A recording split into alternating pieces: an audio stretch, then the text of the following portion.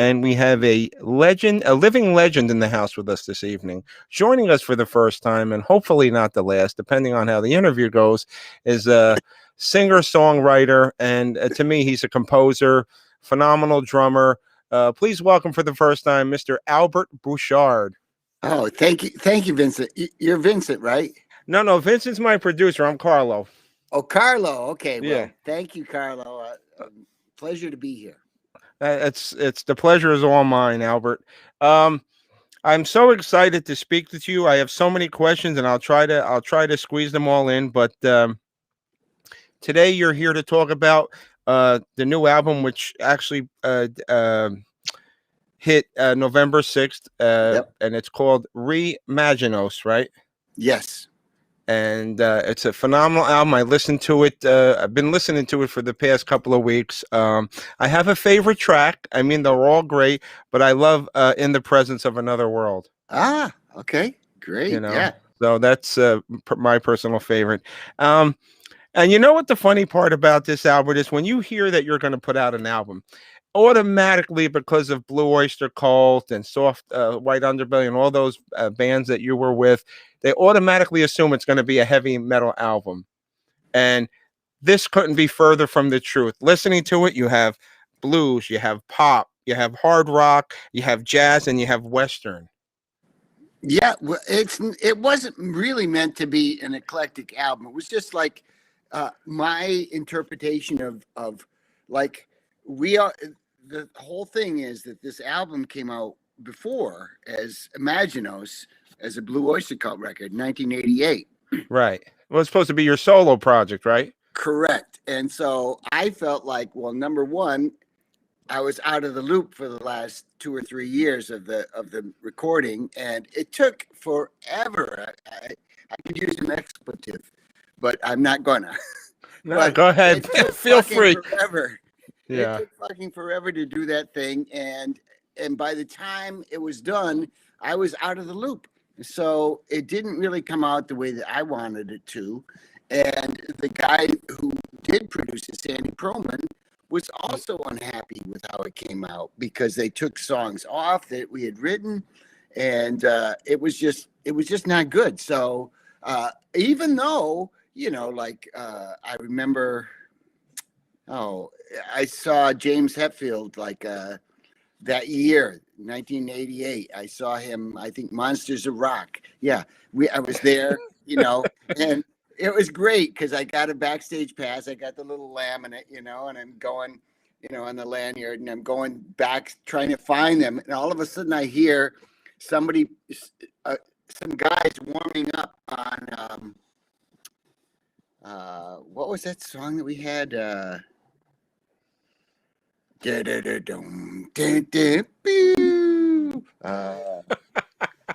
he thinks we're the devil. Oh my God! Yeah. What the hell? What was that called? Well, it's funny though. You usually, to get a laminate, you gotta be female. Back in the day, if you weren't a 10, you weren't getting no laminate. Yeah. So I knew that was their dressing room because they were playing one of my songs. So. Oh wow. Yeah. So it was cool. You know, Sandy Perlman, who was your manager, right, for the since the beginning, it was his concept. But when I hear you talk about it in other interviews, it sounds like a sci-fi movie. Yeah. Well, it is. I mean, it is like a sci-fi thing. It's like, I mean, when people say, well, where did he get these ideas? Well, he was a voracious reader. He read everything. He loved H.P. Lovecraft, and he would, every time he would finish a Lovecraft book, he'd give it to me and say, read this, you know, so I could be on the same page. But he read all kinds of stuff. Colin Wilson, he turned me on to this The Glass Cage. That was an amazing book. One of the most mind-boggling books, and nobody even talks about it. Colin Wilson, he's kind of an existentialist, but existentialist sci-fi writer. So right. So Sandy was always very well versed, but a lot of times he'd get ideas for these songs in a dream. I mean, most of them, he would dream about the song and he'd wake up and write it down, you know, and then type it up. He always typed up his lyrics because his handwriting was impossible to read. So. It's like a Chinese laundry ticket. Yeah, it was like, what?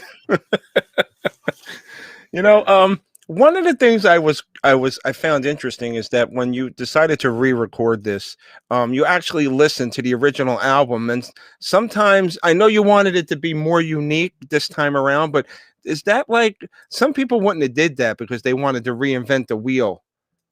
Well, I had already like stopped listening to it for years, and just, you know, I mean, I would listen to my version, which was just the rough mixes before they got it, but you know, and they call it the demos, but those are really the rough mixes that we were working with to see what we needed to change or fix or whatever. So and a lot of them, you know, were just, you know, me wailing away, you know, in the hallway to the studio. Right. You know, so just the first take, you know, so they weren't that great, but I did hear stuff that I'd say, oh man, if I'd gotten another chance to do that, you know. And so I put it away for a long time, and then I don't know, last February, no, it was 2019 in September, actually, that I was doing a live stream on YouTube, and with just my buddy Dave, and we decided to play some of the Imagino songs because I played them in different groups. Right. So we played a few Imagino songs, nothing that had never been played before, but Right. And you know, I think I Am the One You Warn Me Of, and what else did we do? Del Rio songs. Those two songs, which were played at times in the past. And my group that I had with my buddy Dave, who plays on all the records. I mean, this record and of course the one that we're working on now. We're actually working on the follow-up to this record. So. Oh wow! That's going to be a mind blower, because not only, for one thing, is that I was supposed to sing all the leads on the first Imaginos record. So I wanted to do that. I wanted to do whatever it took to make my voice be the voice of those things. Now, Right. The second one, I look back and I think, well, one of the things that I could have done back then was ask the other guys in Blue Oyster Cult to participate, and it could be like a whole group album, even though it's under my name, but Right. You know, But then it's really not a solo project at that point. Yeah, well, you know, you do have people doing, you know, I mean, you know, you have Kazim Sultan doing a song with Todd Rundgren singing lead, and you know, I mean, it's part of the family. So Right. This new record, I don't want to get too much into it, but the new record is going to have everybody from BOC. I mean, well, except for Alan, you know, because he's not with us anymore. But Eric and Don and my brother Joe are all, and even Richie Castellano has said he's going to do something. So, oh wow! I can't wait for that. What's the time frame on that? It'll be out. It won't be out till the fall. Okay. I've got all the tracks done, but you know, I was doing a song. A lot of them are songs that have been recorded by Blue Oyster Cult in the past. You know, there's a few new songs, which of course Eric and Joe and Don want to sing the new songs. They don't want to do the old ones. I said, okay, I'll sing your songs, but man, that ME262 is rough. Oh my God. That's going to be on the next one. Bombs Over Germany is the name of the follow-up record. And what has happened is that when I give the songs to other people, like, so I have Joe Sarasano going to sing a song on the record. And it's a song that's been done by Blue Oyster Cult.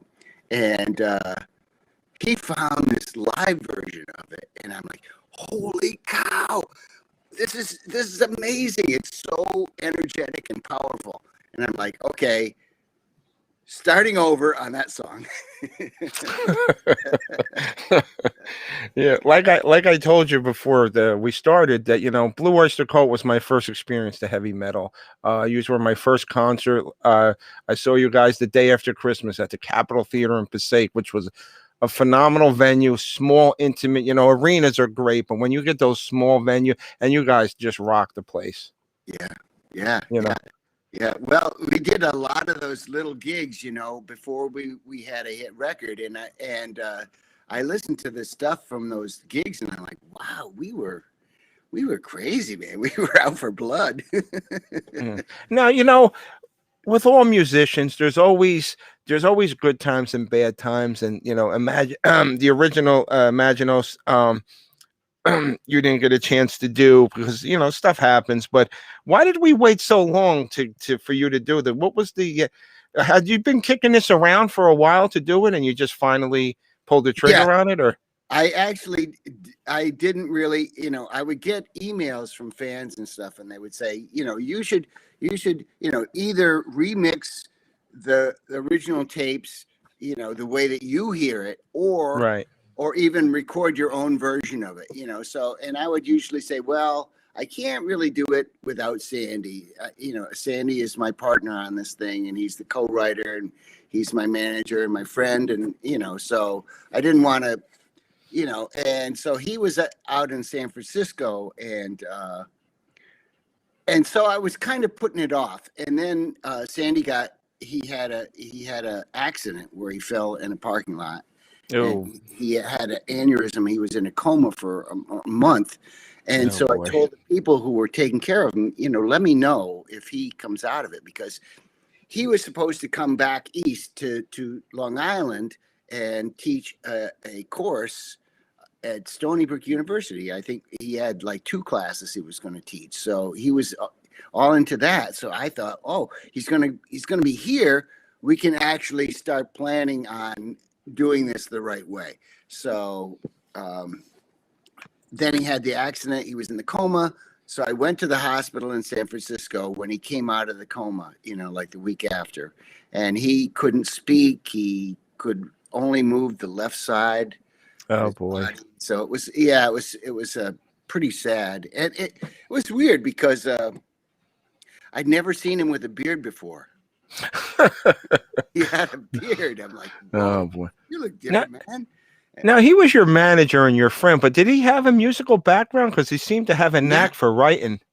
he was a great writer. He wasn't a trained musician at all, but I have a weekly vlog, and so this past week, last Tuesday, I guess, I was kind of like, I don't know what to do for my vlog.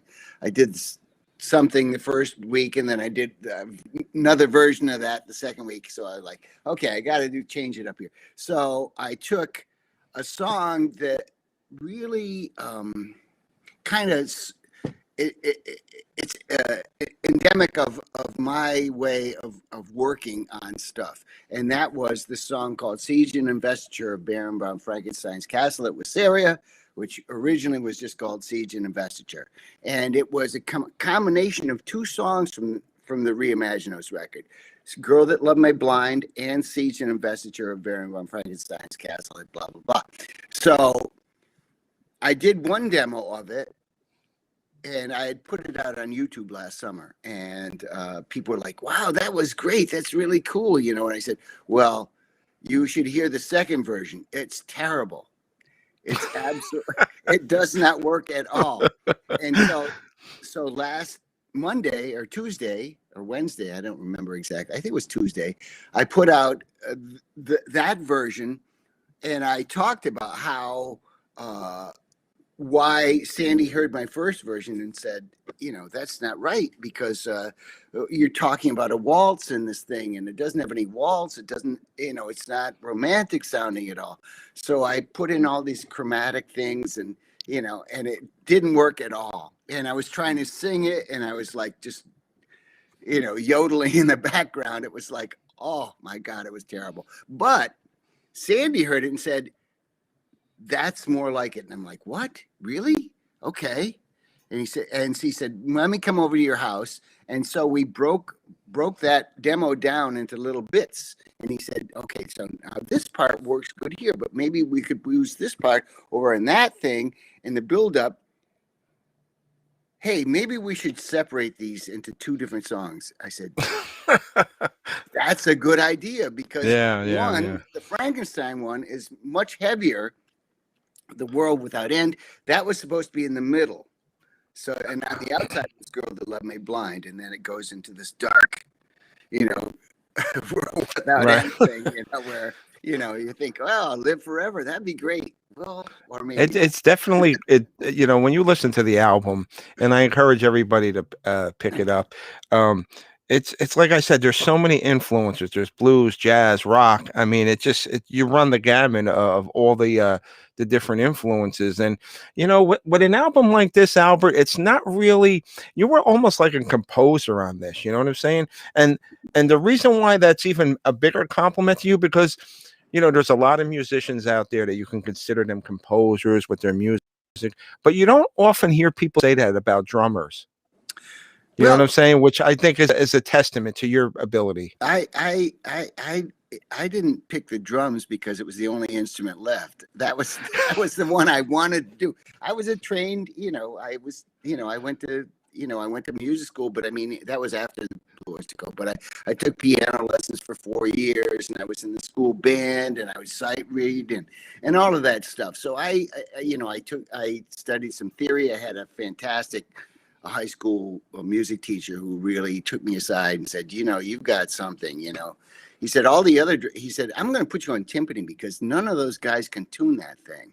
Right. It sounds terrible. And I'm like, okay, well, I know how to tune. I had been playing guitar for several years because when Right. Joe started, I was 12, and he just everything he played, he showed me how to do it. And Joe is a much better musician than me as far as like adept at things, but we're both really passionate about the Right. music, and we also had training. Our parents made us study this stuff. Especially my dad was like, if you want to do this, you better figure out how to do it right. Well, So. it started at an early age for you guys. Like, where Oh did you get yeah. your did you hear anybody on the radio that influenced you guys, or was it your parents? Yeah, when we were very young, I'd say, see, my mom, she didn't get married until she was 29. She had me when she was 30, but that was during the war years, So she after she graduated from college, she worked for the FBI for about 7 years and lived in Chicago. She was a secretary to a guy named Tolson, which if you see that Hoover movie, you see. Oh wow. Okay. Tolson is his lover, maybe, or whatever. I had heard that, and I'd suggest it to my mother, and she'd be like, "Don't you ever say that. He's not gay. He used to have me set up dates for him with girls." Oh wow. She gave you the inside scoop. Yeah, I like that. Oh yeah. She worked directly with Tolson and Hoover, and so she was a single woman. I think she was kind of shy. I don't know. She's very attractive, so I'm sure she had lots of guys wanting to dance with her at the YMCA or whatever. But she had a huge record collection. All Benny Goodman, every Benny Goodman record, and every Bing Crosby. She loved Bing Crosby and Benny Goodman. That was it. So that's what we listened to. And Oh I wow. heard Gene Krupa, and I just wanted to do that. Oh well, yeah. He was. Yeah. He was. Wow. What the most amazing thing on Reimagine is the guitars that you use. You got a Taylor string baritone. You got a Fender 8-string. 12 string. Oh Mhm. my God. Yeah. I actually bought another one of those Taylors. Oh wow. Taylor Yeah. 8-string, because they don't make them anymore. You That's can right. You're specify. right. Yeah. So they stopped making them in 2018. So I had the one and I liked it. It sounds phenomenal. But the biggest problem was that if I was trying to play some kind of lead or anything up high, there was no space up there. It didn't have a cutaway. So they had Okay. another one with a cutaway, and I'm like, oh. And they both sound different. They both sound amazing. But Right. I like the one with the cutaway better. I started out this new record with the other, the original. I guess it's a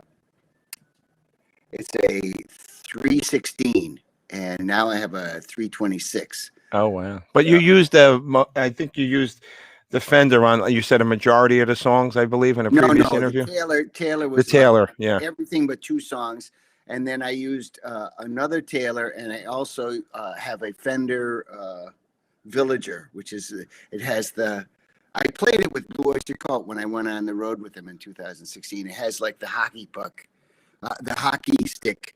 Oh, okay. Shot. Yes, You know, yes, absolutely, yeah. And for those of us, excuse me, for those of you just joining us, we're speaking with legendary singer-songwriter Albert Bouchard of Blue Oyster, one of the founding members of Blue Oyster Cult, and he's going to be restreaming his new album, Reimagine This, in its entirety on Saturday, April 10th, 4 p.m. Eastern Time, live at Deco Entertainment's 2-Track Studios. And if you guys want a link to buy tickets, I'm going to put it up there for you right now. You can go to that link and you can buy tickets. Support, if you loved Blue Oyster Cult, or if you love music in general, especially now with everybody, we're starting to loosen up. A lot of people are still stuck home, and the music will go places that the medicine can't. And I think it's and to listen to and watch somebody as phenomenal as Albert Bouchard, I think is worth every penny.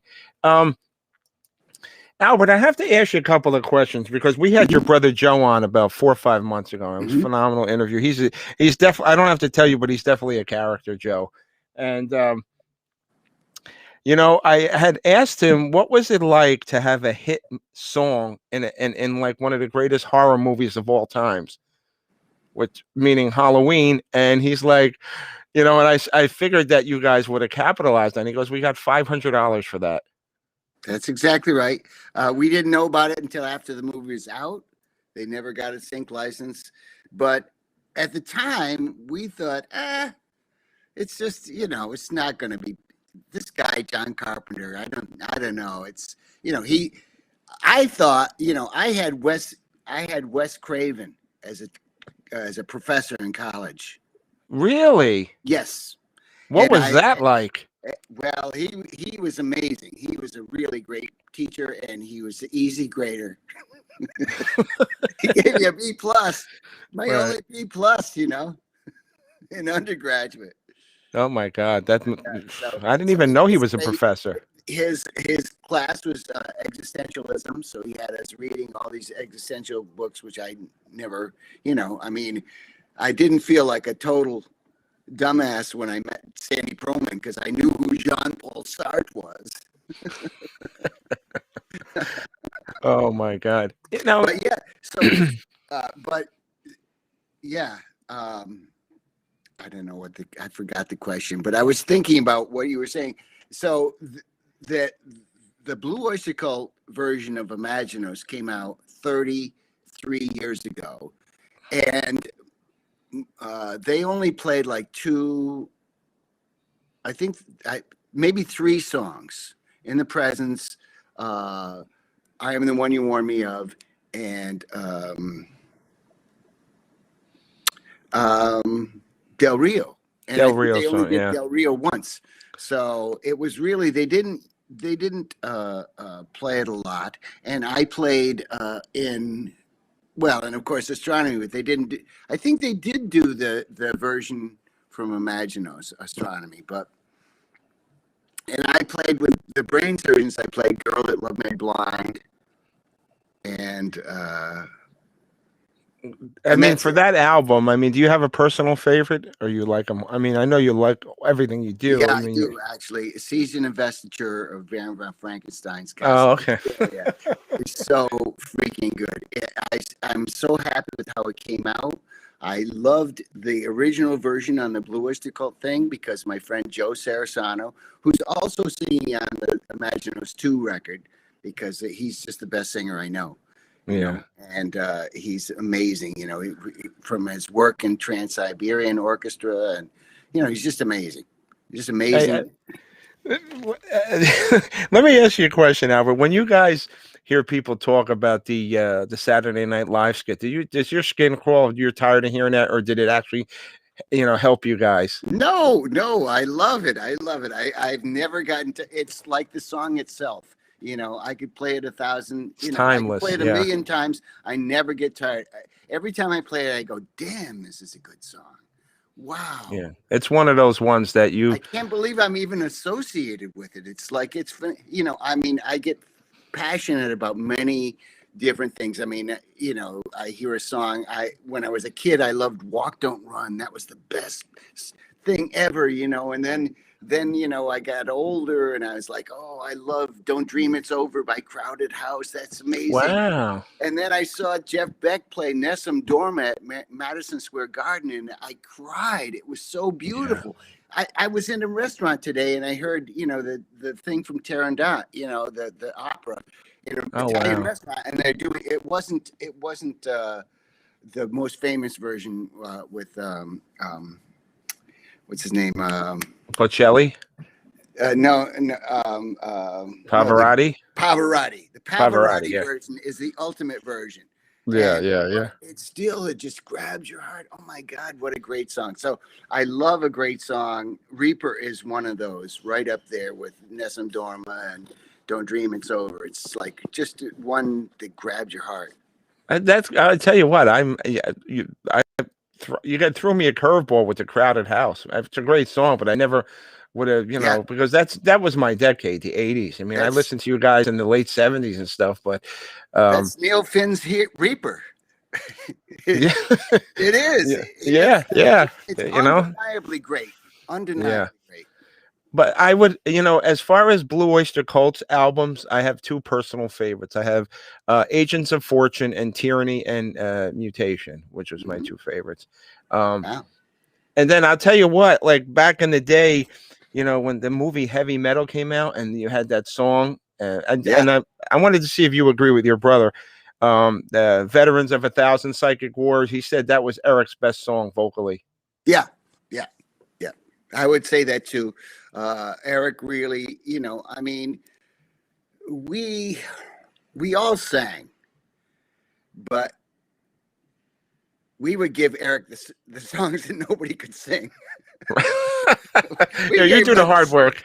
Yeah, we gave the hard songs, Now I'm finding when I try to do one of his songs, it's like, holy crap, this is high. And it's like, he's very precise, with his singing. I mean, he's a phenomenal singer. So, and we definitely put it to him. But I'd say that was a little easier song. And by then he was like, okay, I'm on top of this thing, So right. He really, that's a song. That's another song that touches your heart. And, and a lot of times Eric would not get the opportunity to do those kind of songs. So, I think as time went on, we understood, his power, and we were able to write more specifically for him. So, hopefully, he'll be doing something on this new record that. Now, for Reimagine This, you sing all the songs. Now, was that not that you can't sing, but did you find it a challenge doing the whole album yourself vocally, or? Well, not in terms of physically, but in terms of like, I see, I've been doing a lot of work, with different people, and I have this group Blue Coupe with my brother Joe and Dennis Dunaway. Dunaway, yeah. And when we were doing our last record, I was singing some song, I mean, that's a very democratic group, and we all sing, we write our songs, we sing. If you're the writer of the song, you get to sing it unless you want somebody else to sing it. So, right. And the first record, Dennis wanted me to sing some songs of his, so I did. And then in this record, I wanted Joe to sing one of my songs because I just thought even though we sound exactly the same style, his singing style is different from mine. I mean, I think for me, I have really just discovered my voice really in the past couple of years. And that's, and it was basically, I did some vocals, and Dennis and Joe were like, why are you trying to sound like somebody else? Why don't you just sing the fucking song? Just sing it, okay? Sing it. Why don't you tell me how you really feel? Yeah. sing it in rhythm and tune, and that's it. Don't Right, try right. and sound like Stevie Wonder or Steve Winwood or Ray Charles or any of those people that I idolize. Chuck Berry. Don't try and sound like any of them. Just sing it.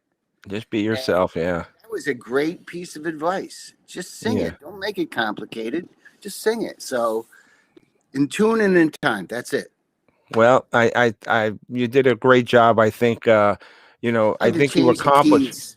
Yeah, I I had think you accomplished what you wanted to accomplish. You wanted it to be more unique than the original, which I right. think you did. Now, Albert, as for like the long-standing Blue Oyster Cult fans, the diehards that followed you guys since day one, and to the younger people who are just discovering your music, what do you want them to take away from the new album, Reimagine This? Well, there is a bit of nostalgia. I mean, the whole record takes place in the 19th century. So that's kind of already, there's a good bit of it that takes place on sea. And so, I think that basically it's escapist, but it's also, there is a lesson in there somewhere. That's why you have to get the next one, because you have to see what happens when the mirror, which seems like a great thing, very valuable. It's like a soap opera. We have to watch the next episode to find out what Because happens. you see that the mirror, it changes how you view yourself, and that ego and being too too high on yourself to be, I can't think of the right words to put it, but how the ego can lead to Right. trouble. No, I agree with you. And, it was a pleasure and an honor to speak to you, but I just wanted to reiterate to everybody, um, Saturday, April 10th, 4 p.m. Eastern time. Albert will be live streaming the Reimagine This in its entirety at the Deco Entertainment 2-Track Studios. And if you want tickets, you can follow the link right there.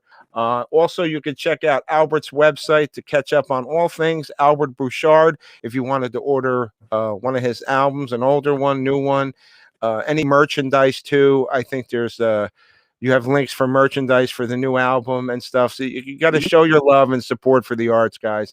I highly recommend everybody please supporting that. Albert, as you know, the show goes out to all our men and women overseas. Yeah. All our military. If you wanted to send out a special message to them, now's the time. Well, I would just like to say that, we're all in debt to you. I thank you for your service. My family has had a great history of serving in the military, and, it's a great thing to do. Well, I thank you. Albert, before we let you go, can you do me one small favor? Sure. Would you do a station ID for me? Okay. Tell me what you want to see. Basically, you're going to say, hey, this is Albert Bouchard. If you want to mention BOC, you can. You don't have. You could say, hey, this is Albert Bouchard, and you're listening to Animal House Radio. Okay. How about American Forces Network? Yeah, you can mention him as well. Absolutely. Okay. Just a side thing. My dad worked for Voice of America. Oh, really? Yeah. Yeah. So it's kind of a similar kind of deal, but this is more just for the soldiers, right? But yeah, you could do if you want to do one for the soldiers and one for the network, that's fine. Okay, so this is Albert Bouchard. You're listening to Animal House Radio Live, and this goes out to all the members of the armed services. And now I'm going to say, hi, this is Albert Bouchard, and you're listening. Oh, you're watching, right? They're watching? Well, it's both. Yeah, you're listening and watching. Yes. Yes. Okay. Hi, this is Albert Bouchard. You're listening and watching Animal House Radio Live on American Forces Network. That's perfect, Albert. Thank you so much for your time. We look forward in the fall to sing Bombs Over Germany. Yeah. I can't wait for that. And you know what? We had a question come in real quick. With this COVID and everything, it seems like your hand, but does it make it more difficult for you when you're trying to do an album? Because now you have to like collaborate with everybody through emails, and how do you? No, it's actually made it easier because everybody upped their gear. So that, I've got people from all over the place that, collaborating that I couldn't even see, Right, right. Or for instance, RJ Ronquillo, the Nashville session guy, he played on 4 of the tracks guitar, or 5 of the tracks on the vinyl, and because there's an extra track, but he, I've never met him. I saw him at NAMM in 2020, and I thought, well, I'll go down to Nashville and hang out with him. We'd been corresponding, but because of timing, he was playing, and then my girlfriend was like, "We got to go to the Taylor booth. I want to meet Andy Powell." I said, "You don't even play guitar." She's like, "Yeah, but I know all about Taylor." So right. We did go, and we didn't meet Andy. We met Bob Taylor, the #1 guy, but we didn't meet. Yeah. The R&D guy, the genius behind Taylor. But anyway, so I get back there and Ronquillo is gone, and I don't have his, at that time I didn't have his contact information, so I couldn't call him or anything. So that's amazing. We did everything over, on the computer over the net. Dropbox. Well, I'll tell you what, it looks like you made the most of your time on the lockdown, because a lot of people, I can imagine, as performing as much as you have and still do, you got to miss being on the road. But hopefully we could all get back on the road again. And it seems like, this downtime spurred a lot of creativity, so it wasn't a total waste. It was good for the music. It was bad for my personal relationships, but hopefully that will get better with time. Yeah. Well, you are an amazing. I can't wait till you guys go on tour. Hopefully you get to the Northeast and we can come out and show our love and support. And once again, thank you for your time and continued success. And above all, please stay safe and healthy, because Albert, be honest with you, you're a national treasure, and we need to keep you guys around. Well, thank you. Thank you very much. Thank you so much. Albert Bouchard, everybody. Make sure you check out his website, albertbouchard.net, and get some tickets for the live stream event on Saturday, April 10th. Albert, thank you again. Okay. Thank you. Bye-bye. All right, guys, I want to thank you all for tuning in tonight. We have a special broadcast tomorrow at 7 p.m. Eastern time. We are going to have, are you ready? I'll do a little drum roll. Cleo McDowell. That's right. 7 p.m. East Coast time, right here on Animal House Radio. John Amos from Coming to America 2. It'll be the second time he's been on our show, but this time we're going to see him face to face on a live video. So I know you guys are going to like that. So make sure you tune in tomorrow night, 7 p.m. John Amos, good times. Let's Do It Again was one of my favorite movies that he did. Coming to America 1 and 2. The man's a phenomenal actor. He's been doing this thing for the longest time, and we got him here exclusively on Animal House Radio. And once again, I want to thank you all for listening and showing your support even during the downtime. And I want to just always please support Animal House Radio. As always, donations are appreciated. AnimalHouseRadio.net. We are talking the rock and rocking the talk. We'll see you all tomorrow night at 7 o'clock. Take care.